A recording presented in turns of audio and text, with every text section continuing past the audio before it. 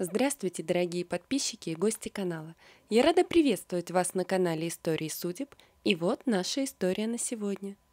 У Глеба завтра был важный день. Он всегда не мог уснуть перед тем, как ему ехать в детский дом. Но он себе и нянечке бабе Вале еще давно пообещал, что когда вырастет, то будет помогать, и не мог не сдержать обещания. Он сам вырос в этом детском доме. Сколько себя помнил, Глеб всегда жил там. Хотя жил, это громко сказано, скорее всего, выживал. Он хорошо учился, за что его многие не любили. Когда ему было лет 12, он пытался примкнуть к компании хулиганов, чтобы они его не обижали, но в тот же вечер получил нагоняй от бабы Вали. «Глеб, ты умный мальчик, и не смей идти по кривой дорожке.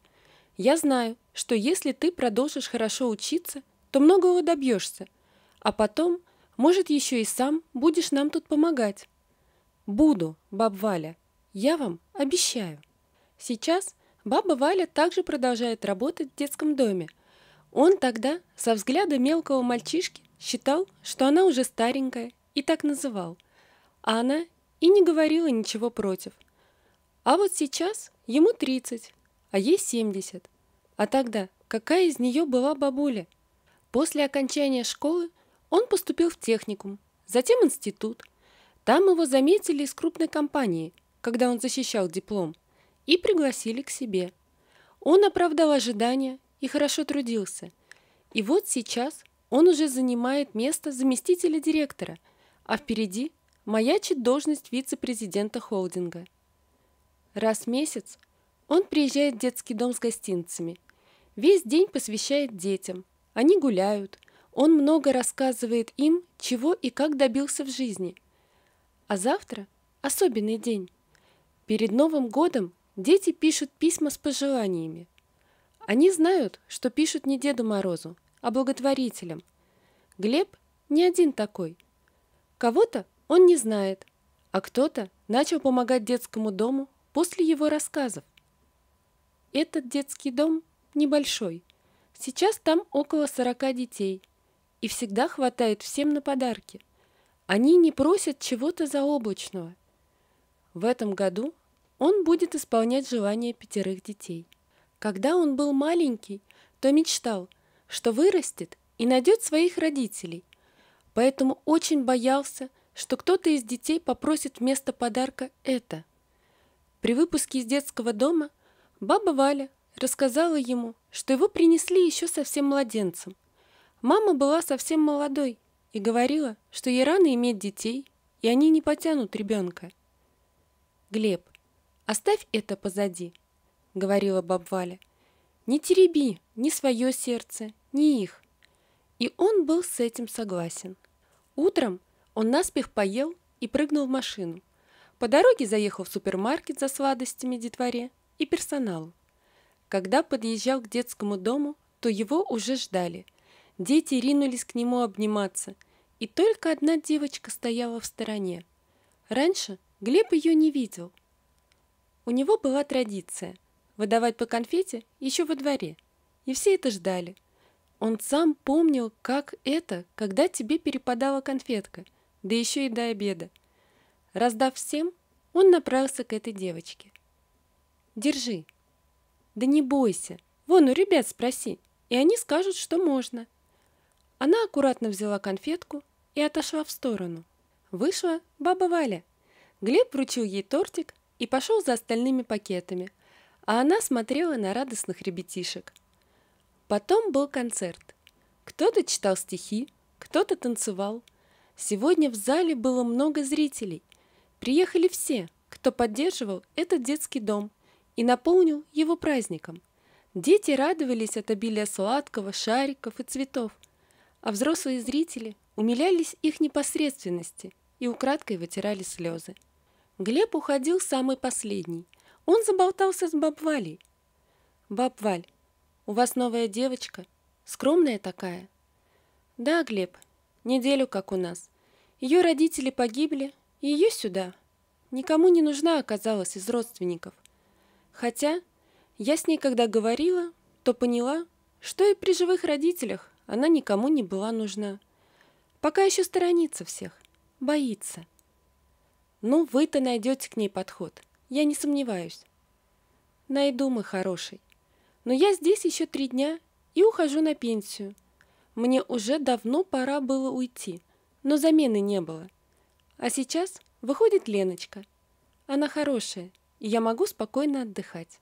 Но вы же понимаете, что я вас и дома буду навещать? Да куда ж я от тебя денусь? Засмеялась она в ответ. Глеб зашел к заведующей и получил 5 конвертов с записками. Домой он ехал уставший, но улыбался. Сегодня у детей был праздник, и он сделает все возможное, чтобы исполнить желания его подопечных. Заехав по дороге в магазин и набрав нехитрой готовой еды, он готовился к вечеру, который посвятит поиску подарков. Первые 2 письма были написаны взрослым почерком, а значит, дети еще не умели писать. Мальчик Ваня просил вертолет, а девочка Катя – Барби. Какие простые, кажется, желания, но у них этого не было. Следующие 3 письма выведены детским почерком. В первом просили железную дорогу, но с помаркой в несколько тепловозов, чтобы можно было играть не одному, а в несколько поездов. Во втором – новый рюкзак для школы, так как предыдущий был уже негодным. Глеб читал и вспоминал, как он сам о таком мечтал. А вот последнее письмо ввело его в ступор с самого начала. Это был не стандартный конверт, а самодельный. И было видно, что ребенок этот конвертик мастерил сам. Как мог аккуратно, он открыл его. «Здравствуйте, меня зовут Ксения. Мне рассказали, что тут есть крутые дяди и тети, которые исполняют желания. Я не буду просить вас удочерить меня. Мне объяснили все. Но и игрушки мне не нужны. Я хочу найти брата. Я знаю, что он есть у меня». Если со всеми предыдущими желаниями Глеб мог легко справиться, то это его застопорило. А потом он подумал: «Так, я уже не мальчик в детском доме. У меня есть связи, и я могу хотя бы попытаться». Утром он позвонил бабе Вале и рассказал о письме. «Ох», — вздохнула она, — «помнишь, ты вчера спрашивал о девчушке? Так вот, это ее письмо. Она одна, Ксюша, у нас. Мне она рассказывала, что она подслушала как-то разговор родителей, когда они говорили, что у нее есть брат. Это было незадолго до трагедии. Что, если бы они не отдали его в детский дом, то сейчас могли бы ее сбагрить ему. Не нужна была девочка. Просто мамаша поздно узнала о беременности, и на аборт было нельзя». «А она еще что-то говорила?» «Нет. А ты приедь, поговори с Дарьей Викторовной. Может, что и узнаешь». Не откладывая в долгий ящик, Глеб поехал в детский дом. Дарья Викторовна удивилась его визиту и проводила в кабинет. «Не ожидала тебя сегодня увидеть. Рассказывай, что случилось?» «Тут такое дело», и он положил перед ней письмо Ксюше. Дарья Викторовна прочитала письмо и подняла глаза на Глеба. «Но ты ж понимаешь, что это может быть неправда. Может, она что-то не так расслышала. Да и как ты собираешься искать? А вдруг правда и есть надежда? Может, вы сможете мне хоть что-то сказать, от чего я смогу оттолкнуться?» Дарья Викторовна не знала, что ей делать. Разглашать информацию она не имела права, да и Глеб нигде не расскажет, но она уже 30 лет трудилась здесь и знала четкие порядки. Да и не просто было бы это сделать. «Давай так поступим. Я тебе разрешу поговорить с ней, и сам решишь, что делать дальше. О ее родителях я не могу тебе рассказывать, сам знаешь». Глеб кивнул. В отдельную комнату зашла баба Валя, какая-то девушка и Ксюша. «Здравствуй, Ксюша. Я прочитал твое письмо, и мне нужна твоя помощь, если ты хочешь найти брата». Ксюша тут же встрепенулась. Она, конечно, надеялась на то, что ее просьбу воспримут серьезно, но больше рассчитывала что подарком будет кукла. Она пересказала подслушанный разговор, о чем он уже знал, а потом добавила: когда папа ушел из кухни, мама заметила ее в дверях. Сначала отругала за то, что подслушивает, а потом добавила: запомни, ты — солнце, а твой брат — луна. Ксюша показала серебряную подвеску на ниточке в виде солнца. Глеб оцепенел.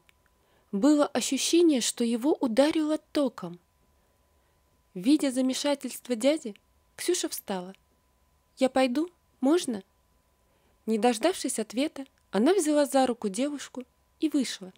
С Глебом осталась баба Валя. «Глеб!» Она махала рукой перед его глазами.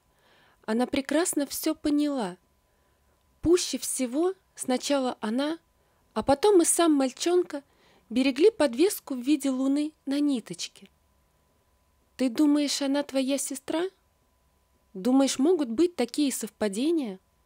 Глеб не знал, что и думать, а вслух сказал: «Баб Валь, я не знаю, но проверю. А с кем вы отпустили Ксюшу?» «Это Леночка. Я тебе говорила о ней. Вот со мной еще немного побудет, и дальше сама. А я уж отдыхать. Хоть мое сердце и здесь, но силы уже не те». «А вы можете мне достать расческу Ксюши?» «Не могу я так. Если не проверю, корить себя буду». «Сейчас. Пока я здесь, для тебя все что угодно». Через несколько минут она принесла расческу и зубную щетку, и все по пакетикам. «Я по телевизору видела, что надо так». Глеб улыбнулся. Ох уж этот телевизор. Неделя у него была тяжелая. Из головы не выходило то, что Ксюша могла быть его сестрой. Все валилось из рук. Отчеты свести не мог и в итоге просто ушел в отпуск. Он не ходил в отпуск 2 года, а сейчас все понимали, что так будет лучше всем. Пока ждал результаты анализов, сразу закупил детям подарки. Ксюша, на всякий случай, выбрал красивую куклу. И вот заветный конверт у него в руках.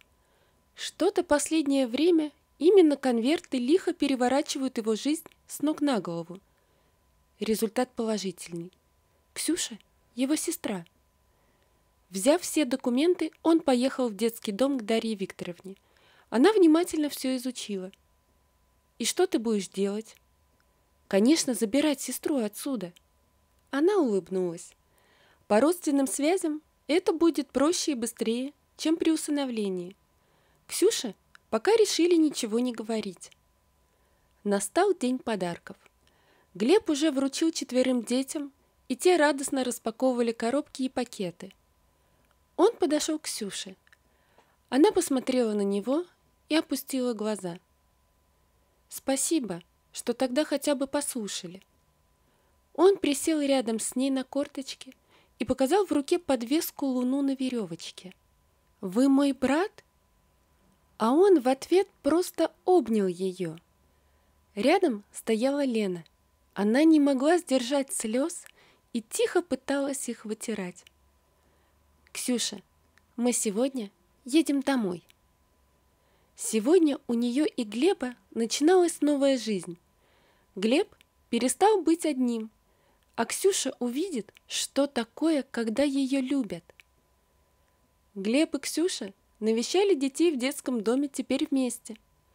А через год Глеб сделал Леночке предложение. Девушка сразу ему понравилась, еще при первой встрече. И баба Валя одобрила его выбор.